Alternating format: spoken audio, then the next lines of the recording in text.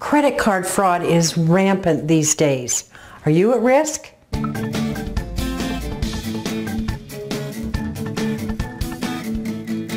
I'm Denise O'Beary, and you're watching The Little Big Show, your place for bite-sized tips that can have a big impact on your bottom line. I'll never forget the day that I saw all sorts of fraudulent purchase receipts pop into my email box. It's one of those stomach-wrenching moments when you really can't believe what's happening. But it does happen, and it happens pretty much every single day to someone around the world. Okay, so let me first say I absolutely believe that it's safe to purchase things online. I buy just about every single week, one thing or another. I actually think it's more dangerous to hand your credit card over to someone that's going to go into some back dark room and process it. I've had fraud happen to me that way too. So let's talk about what happened to me. My email notifier popped up on my telephone telling me that I had several emails waiting. When I went in to check, I had 7 order receipts from my PayPal account.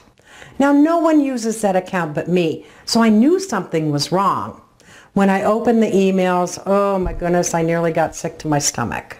The receipts were for purchases from the iTunes store and totaled about $300.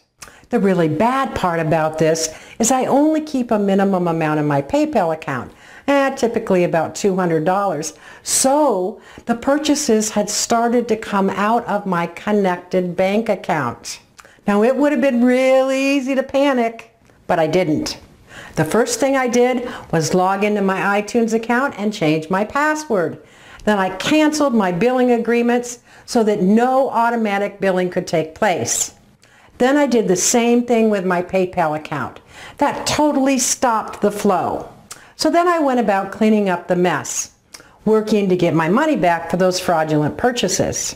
It took a little bit, but things finally got settled and I ended up getting a refund for every single item.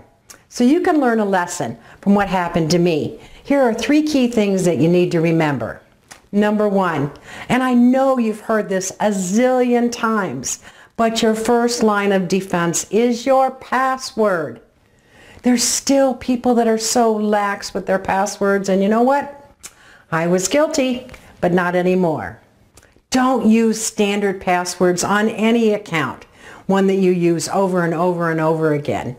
I had a bad habit of when I initially signed up for a new account, I'd use a standard password and then go in and change it to a secure password. Well, you know what? I hadn't done it on my iTunes account, and as a result, I got hacked. But that doesn't happen anymore. Okay, number 2, don't set up billing agreements. You know, it really was a convenience thing to have my iTunes account attached to my PayPal account. But that means that anybody who gets my iTunes password can make a purchase, which is exactly what happened. So I definitely do not recommend billing agreements with anybody if you can avoid it. And number 3, change your passwords on a regular basis. You know, that could be monthly, it could be every 3 months, it could be every 6 months. I'm a little bit paranoid about it now, so I change mine a lot.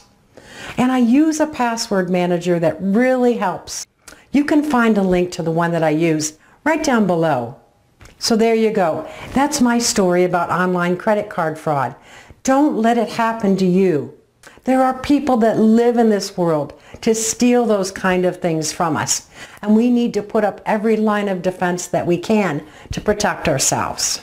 Have you ever been a victim of credit card fraud? Please share your lessons learned in the comments below. Did you like this video? Make sure to hit that like button and don't forget to tell your friends about it. And while you're here, hit that subscribe so you'll get first scoop every time I upload a new episode. Then hop on over to DeniseO'Beary.com, pick up your free copy of my Success Strategies Guide, 10 Keys to Success for Small Business Owners. It contains tips that I don't share anywhere else, and it'll help you move forward in your business. Thank you so much for watching. I'll see you next week. So you can learn a lesson from what happened to me. So you can learn